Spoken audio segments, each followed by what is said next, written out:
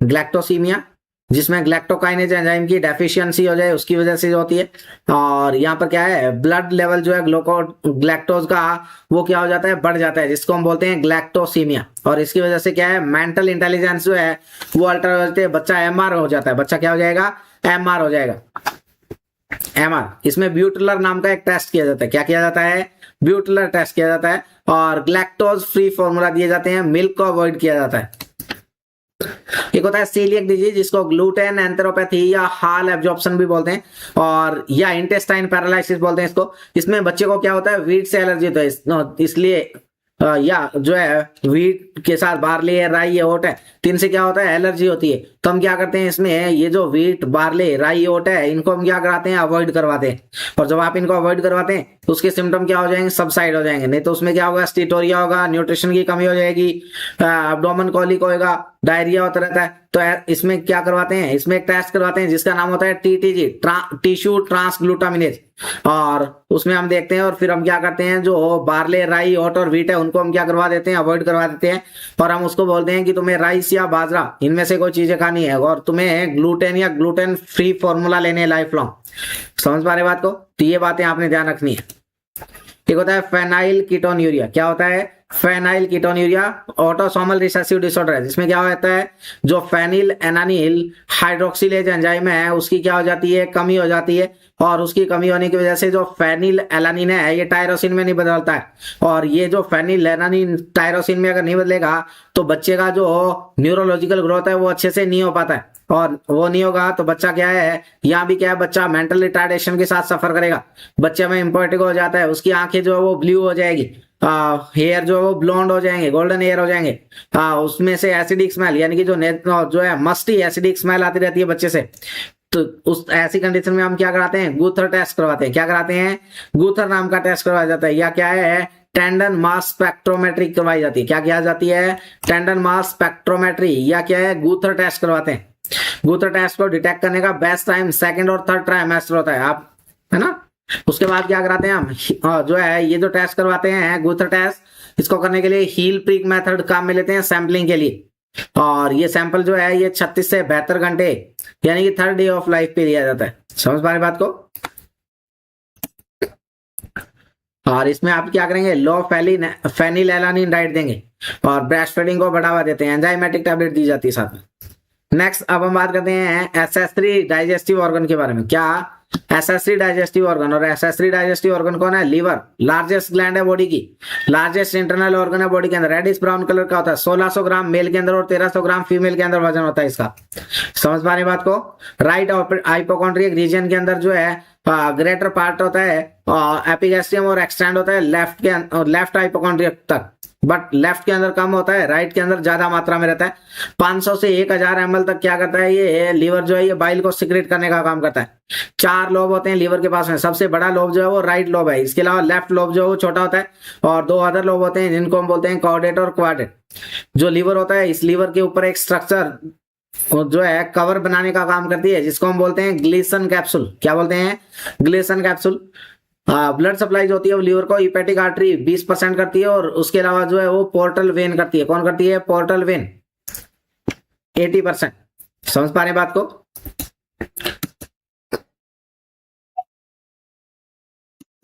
Liver जो है iron को स्टोर करने का भी काम करता है। जब लीवर में क्या हो जाते हैं, स्कैरी ग्रोथ हो जाती है ना, काम करना बंद कर देता है, उस कंडीशन को हम बोलते हैं लीवर सिरोसिस। और लीवर सिरोसिस के फादर जो है वो रेने लेनेक है ना। तो 7th लीडिंग कॉज है डेथ का, कौन, लीवर सिरोसिस। डिस्ट्रक्शन हो जाती है इसकी लीवर सेल की। काफी सारे कारण होते हैं, एल्कोहलिक सिरोसिस है, फाइब्रोसिस है, पोस्ट नेक्रोटिक सिरोसिस है, बिलियरी सिरोसिस है ना। ये सारे के सारे क्या रहते हैं, कारण रहते हैं। मोस्ट कॉमन कॉज अगर आपको पूछे तो अल्कोहल लिवर डिजीज जो मोस्ट कॉमनली देखने को मिलती है। इसके अलावा अल्फा 1 एंटीट्रिप्सिन डेफिशिएंसी हो जाए तो उसकी वजह से हो सकता है। सिम्टम इंपॉर्टेंट रहते हैं, एक होता है स्पाइडर एंजियोमाटा या स्पाइडर नेवी, इसके अलावा पामर एरिथमा है ना, गायनेकोमास्टिया हो जाएगा पेशेंट के अंदर, हाइपोगोनेडिज्म हो जाता है, टेस्टिकुलर एट्रोफी है, इसोफेजियल वेराइसिस, कैपेट मेड्यूसा, फेटर हेपेटिकस है, इनलार्जमेंट ऑफ लिवर है, स्प्लीनोमेगाली, असाइटिस, जॉन्डिस, इंडाइजेशन, ये सारे के सारे, एस्टेरेक्सिस हो जाएगा पेशेंट को, फ्लेमिंग ट्रेमर और लिवर फ्लैप जिसको बोलते हैं, जिसमें क्या हो जाता है नॉन रिदमिक ट्रेमर आते हैं रिस्ट और फिंगर के अंदर। Liver biopsy, this is confirmatory sign for liver cirrhosis patient, है ना। डाइट कैसी देते हैं, लिवर फंक्शन अगर इंपेयर हुए हैं तो उसका या एक्यूट कंडीशन है तो इस कंडीशन में हाई कार्बोहाइड्रेट, हाई प्रोटीन और लो फैट डाइट देते हैं। और अगर क्या है लिवर सिरोसिस क्रॉनिक हो गया या हिपेटिक एनसीफेलोपैथी तक बात चली गई है तो उस कंडीशन में लो प्रोटीन, लो फैट और हाई कार्बोहाइड्रेट देंगे। ट्रीटमेंट के तौर पे एक दवाई देते हैं नियोमाइसिन सल्फेट और एक दिया जाता है लैक्टुलोज। क्यों? क्योंकि अमोनिया का लेवल बढ़ेगा, इसलिए क्या है नियोमाइसिन सल्फेट तो क्या करती है जो आपका जो आपका अमोनिया है उसको ट्रैप करती है और लैक्टुलोज जो है वो बॉडी से बाहर निकालने का काम कर देगी। सर्जरी अगर करेंगे तो लिवर ट्रांसप्लांटेशन होता है और लिवर ट्रांसप्लांटेशन जो है उसको करने के लिए वाई शेप का इन्फ्यूजन काम में लिया जाता है। सबसे पहला जो ट्रांसप्लांट हुआ था वर्ल्ड के अंदर 1963 में, सक्सेसफुल 1967 के अंदर हुआ था, जबकि इंडिया ने 95 में पहला ट्रांसप्लांट किया और जो सक्सेसफुल ट्रांसप्लांट हुआ वो 1998 में हुआ। काफी कॉम्प्लिकेशन होते हैं लिवर सिरोसिस की वजह से, पोर्टल हाइपरटेंशन होता है और पोर्टल हाइपरटेंशन में लीड टू एसाइटिस, पेरिटोनाइटिस, इसके अलावा आपका जो है इसोफेजियल वेराइसिस और काफी सारी कंडीशन जो आपको देखने मिल सकती है ना। गोल ब्लेडर 7 से 10 सेंटीमीटर लॉन्ग होता है, 3 सेंटीमीटर ब्रॉड होता है, 30 to 50 ml कैपेसिटी होती है इसकी और पियर शेप का होता है। वेट जो है इसका 2 से 2.5 आउंस होता है। सिस्टिक डक्ट के साथ में जुड़ा रहता है और सिस्टिक डक्ट 3 से 4 सेंटीमीटर लंबाई की होती है ना। सिस्टिक डक्ट जो है आगे के डक्ट के साथ जुड़ती है जिसको बाइल डक्ट बोलते हैं और बाइल डक्ट और जो है हिपेटिक डक्ट मिलके कॉमन बाइल डक्ट बनाने का काम करती है, जहां से आपका जो है आप कह सकते हैं कि गोल ब्लैडर जो है जब सिस्टिक डक्ट के साथ में जुड़ता है तो वहां काफी बार क्या हो जाता है पाउच का फॉर्मेशन हो जाता है और उस पाउच को हम बोलते हैं हार्टमैन पाउच। क्या बोलते हैं? हार्टमैन पाउच का नाम दिया जाता है। ये आप देख रहे होंगे, आपको हार्टमैन पाउच दिखाई दे रहा है। एक होता है मिर्जी सिंड्रोम। अगर क्या है गोल ब्लैडर जो है उस गोल ब्लैडर के साथ जहां से आपकी क्या है सिस्टिक डक्ट कनेक्ट हो रही है उस डक्ट पे जहां हमने हार्टमैन पाउच की बात की थी, अगर उस हार्टमैन पाउच में क्या हो जाए, अगर स्टोन आकर फंस जाए या स्टोन बन जाए उसमें तो उस कंडीशन को हम बोलते हैं मिर्जी सिंड्रोम। क्या बोलते हैं? मिर्जी सिंड्रोम। एक होता है हार्टमैन ऑपरेशन या हार्टमैन प्रोसीजर, जिसमें क्या होता है जिनमें रेक्टल कैंसर की कंडीशन होती है उन पेशेंट में अगर रेक्टो सिग्मोइडो रेक्टम और सिग्मोइड कोलोन दोनों को क्या कर दिया जाए रिसेक्ट कर दिया जाता है तो उस कंडीशन को हार्टमैन प्रोसीजर या हार्टमैन ऑपरेशन बोलते हैं। क्या बोलते हैं? हार्टमैन प्रोसीजर या हार्टमैन। एक हार्टमैन सॉल्यूशन होता है जो आपकी आरएल रिंगर लैक्टेट जो होती है उसको हार्टमैन सॉल्यूशन के नाम से जानते हैं। रीनल फेलियर के पेशेंट में कॉन्ट्राइंडिकेटेड होती है, 278 मिली ऑस्मोल पर लीटर ऑस्मोलैरिटी होती है, आइसोटोनिक फ्लूइड होता है। एक हार्टमैन साइन है जो नॉन प्रेग्नेंट यूट्रस होता है वो क्या होता है पाइरिफॉर्म शेप का होता है और जब क्या होगा जब यूट्रस का इनलार्जमेंट होता है तो आपको क्या होगा स्लाइटली वेजाइनल ब्लीडिंग परसीव होती है, उसको हम बोलते हैं हार्टमैन साइन। इस हार्टमैन से रिलेटेड काफी सारी बातें थी जो हमने पढ़ी। अब बात करते हैं कि अगर गोल ब्लैडर के अंदर क्या हो जाए स्टोन का फॉर्मेशन हो जाए, this is known as cholelithiasis. और कोलीलिथियासिस होने के काफी सारे कारण होते हैं और जो है इसका कारण एक कारण है कि सुपर सैचुरेशन होना किसका बाइल कंप्रेशन का या कोलेस्ट्रॉल के लेवल को बढ़ना, इसका obesity, pregnancy, age, contraceptive usage, ये सारे के सारे कारण रह सकते हैं। साइन सिम्टम क्या क्या है कोलीलिथियासिस के? तो biliary colic, Murphy sign is a symptom of cholelithiasis. इसके अलावा एपिगैस्ट्रिक पेन होता है पेशेंट को और ये पेन रेडिएट होगा स्कैपुला से कब 2 से 4 घंटे आफ्टर ईटिंग फैटी फूड। जब फैटी फूड को लेंगे उसके 2 से 4 घंटे बाद पेशेंट को क्या होता है पेन होता है ना। इसके अलावा फ्लैचुलेंस है, फटीग है, वेट लॉस है, ये सारी की सारी कहानी आपको देखने को मिलेगी। क्ले कलर का स्टूल होता है पेशेंट के अंदर, रीबाउंड टेंडरनेस या ब्लमबर्ग साइन होता है और राइट अपर क्वाड्रेंट के अंदर क्या होगा मास पाल्पेट होगा। डायग्नोस के लिए यहाँ क्या करते हैं ईआरसीपी है ना, ईआरसीपी टेस्ट किया जाता है। ईआरसीपी का फुल फॉर्म क्या है? Endoscopic retrograde कोलेंजोपेंक्रियाटोग्राफी। मैनेजमेंट के तौर पे क्या करते हैं पेशेंट को क्या है मेडिकली मैनेज, सिम्टोमेटिक मैनेजमेंट किए जाते हैं। इसके अलावा यूडीसीए दिया जाता है ताकि गोल स्टोन को डिसॉल्व किया जा सके या यूरोडियल दिए जाते हैं या चीनो डिऑक्सीकोलिक एसिड दिया जाता है ताकि गोल ब्लैडर जो है वो गोल ब्लैडर का स्टोन जो है वो डिजोल्व हो सके। अगर तो मेडिकली मैनेज नहीं हो रहा है तो फिर हम रिमूवल कर देते हैं, कोलिसिस्टेक्टमी, कोलिसिस्टोस्टोमी, ये सारे के सारे प्रोसीजर, या कोलिडोलिथोटमी प्रोसीजर कर दिया जाता है ना? इसके अलावा एक ट्यूब जो आती है, ट्यूब जब कॉमन बाइल डक्ट की सर्जरी करते हैं तो उस दौरान काम में लेते हैं, और ये क्या होती है, ड्रेन करने का काम करती है ड्रेनेज को। और 24 घंटे का ड्रेनेज नॉर्मल ट्यूब का कितना होना चाहिए, 500 से 1000 ml होना चाहिए। ट्यूब वाले पेशेंट में सेमी फाउलर पोजीशन दी जाती है। अमाउंट, कलर, कंसिस्टेंसी जो ड्रेनेज की वो सारा का सारा आपने मॉनिटर करना होता है। एम्प्टी करनी होती है हर 8 घंटे के बाद में, और क्लैंप करना होता है ट्यूब को 1 से 2 घंटे खाना खाने के पहले और 1 से 2 घंटे बाद तक आपने क्या करनी होती है, क्लैंप रखनी होती है। अगर आउटपुट में सडन कोई इंक्रीज आ रहा है तो आपने क्या करना होता है, नोटिफाई करना होता है फिजिशियन को, और हमेशा आपका जो ड्रेनेज सिस्टम है वो गोल ब्लैडर से नीचे लेवल पे होना चाहिए। कोई भी फाउल ऑर्डर हो रही है, प्यूरिलेंट डिस्चार्ज, आपने तुरंत फिजिशियन को बताना है। कोई इरिटेशन, एस्पिरेशन या ट्यूब को आप क्लैंप कर रहे हैं तो उस कंडीशन में आपने तुरंत फिजिशियन को बताना होता है, या फिजिशियन की राय के बिना आपने ऐसा कोई काम नहीं करना होता है।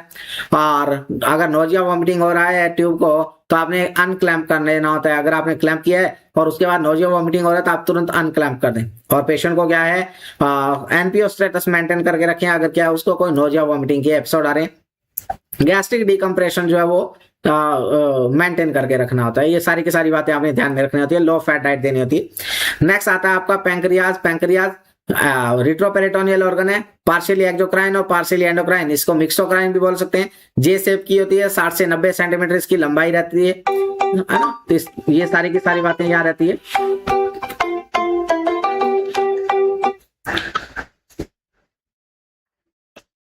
है ना? तो ये सारी की सारी बातें आप ध्यान में रख सकते हैं।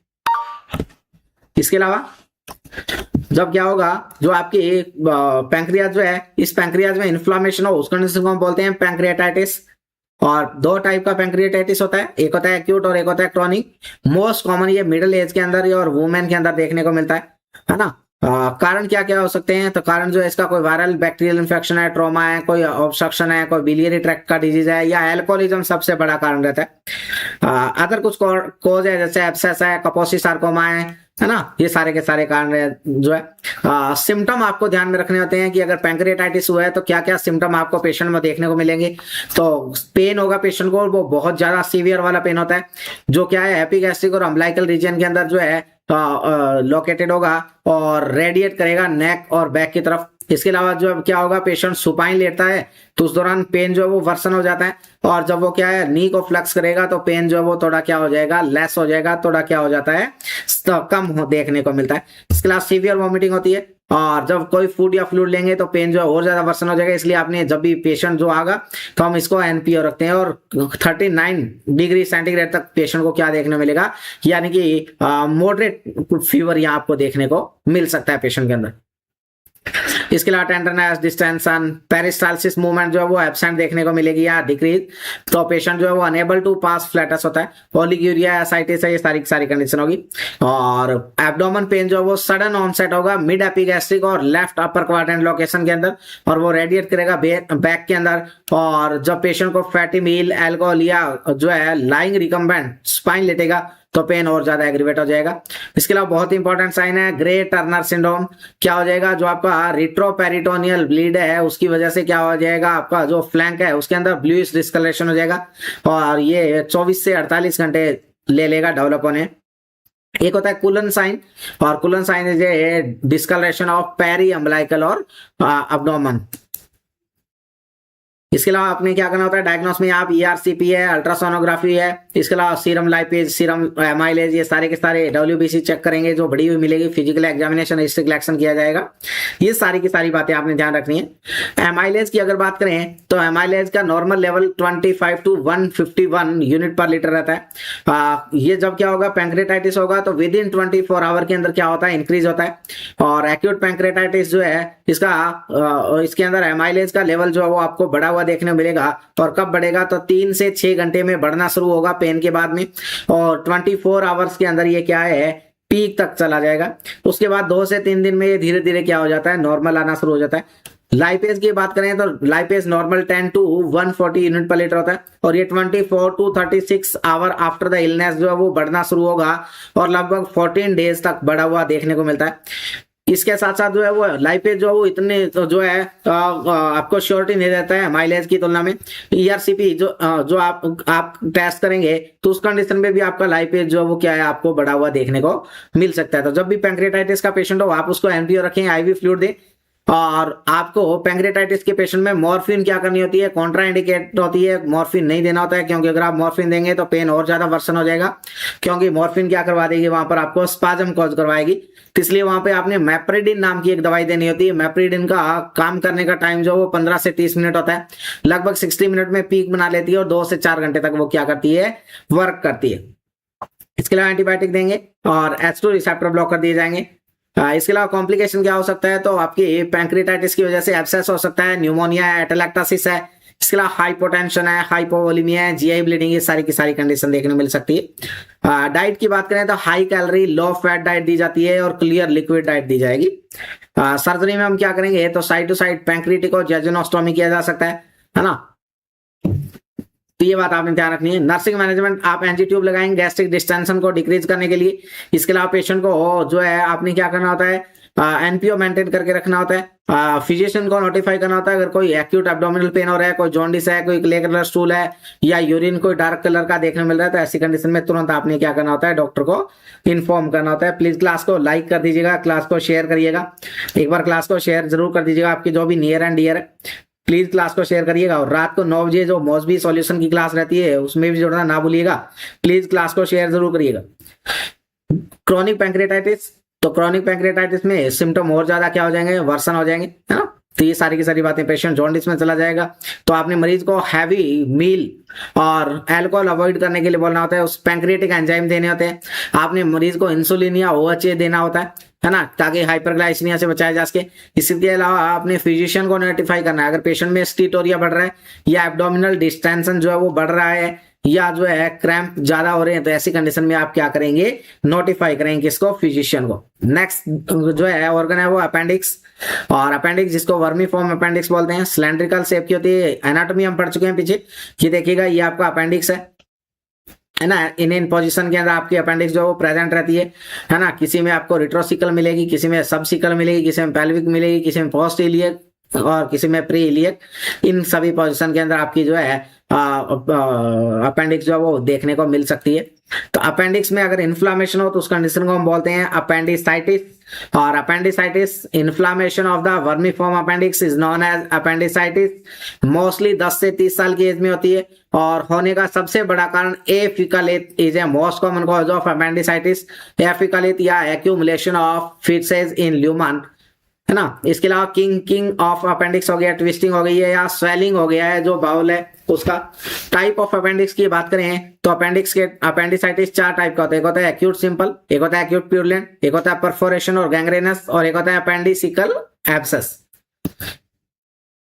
साइन सिम्टम इंपॉर्टेंट रहते हैं। अपेंडिक्स में क्या क्या सिम्टम रहते हैं आपने ध्यान रखना है कि जो सब्जेक्टिव में पेशेंट पेन करेगा उसका राइट लोअर क्वाड्रेंट के अंदर पेन की, that is most common symptom, है ना। पेशेंट अपना राइट लोअर क्वाड्रेंट में पेन बताएगा, है ना। उसके बाद आप जब क्या करेंगे, जब आप उसको एसेस करेंगे तो इसके अलावा यहाँ आपको क्लासिकल साइन की अगर बात करें तो रीबाउंड टेंडरनेस देखने मिलेगी। क्या देखने मिलेगा, रीबाउंड टेंडरनेस देखने मिलेगी।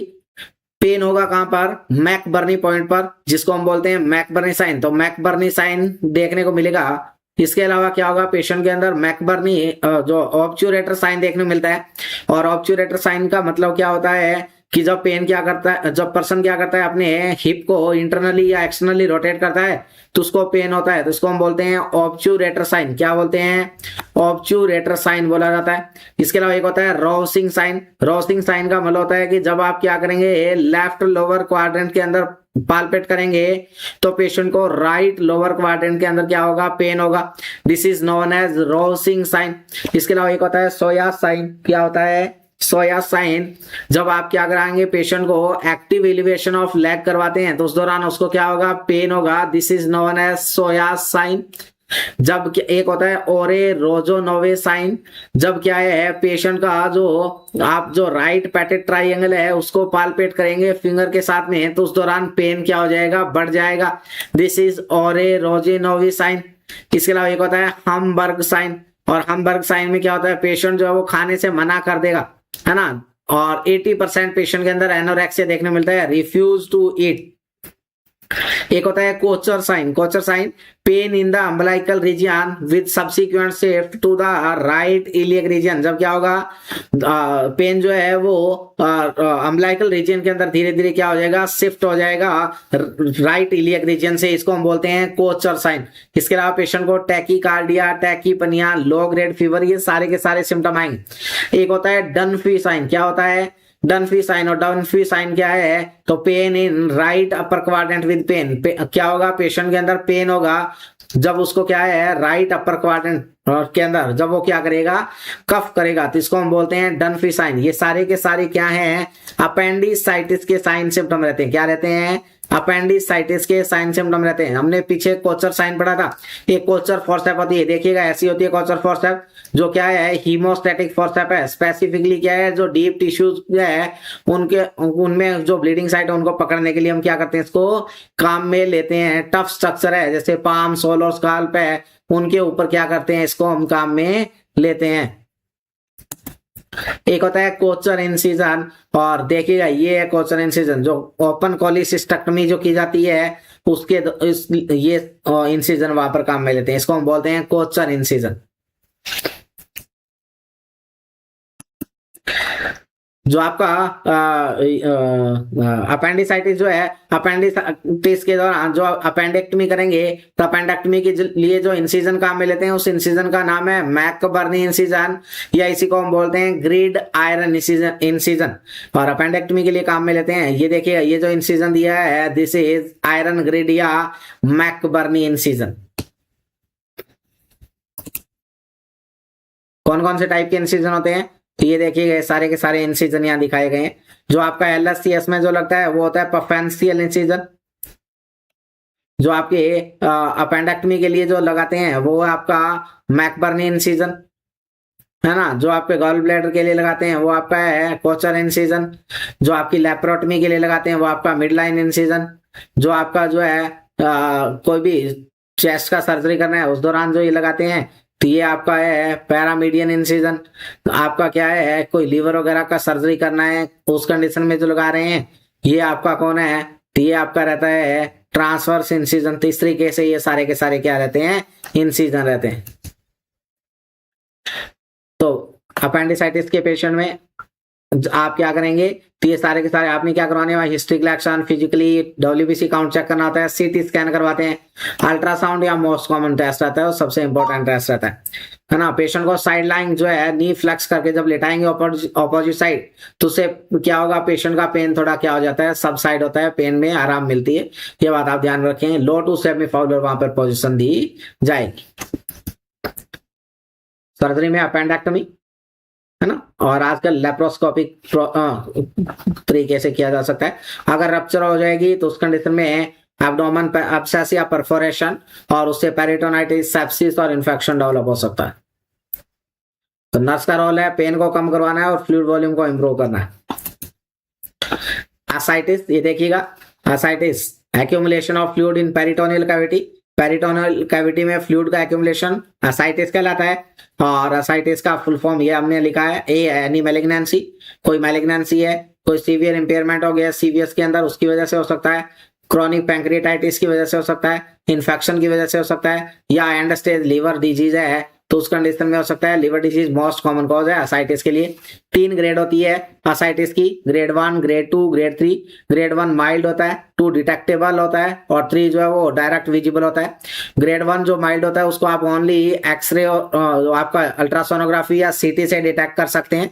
ग्रेड 2 जो है उसको आप फ्लैंक बल्जिंग, यानी कि हमने कल पुडल नाम का एक साइन पढ़ा था जब हम शाम के 9 बजे वाली क्लास के अंदर जब हमने एमसीक्यू सॉल्व किए थे, तो वहां हमने पुडल साइन पढ़ा था। तो पुडल साइन वो यहीं पर, ये ग्रेड 2 जो है ये पुडल साइन को इंडिकेट कर रहा है। और ग्रेड 3 डायरेक्ट विजिबल होता है, इसमें फ्लूइड वेव या थ्रिल आता है। समझ पा रहे बात को।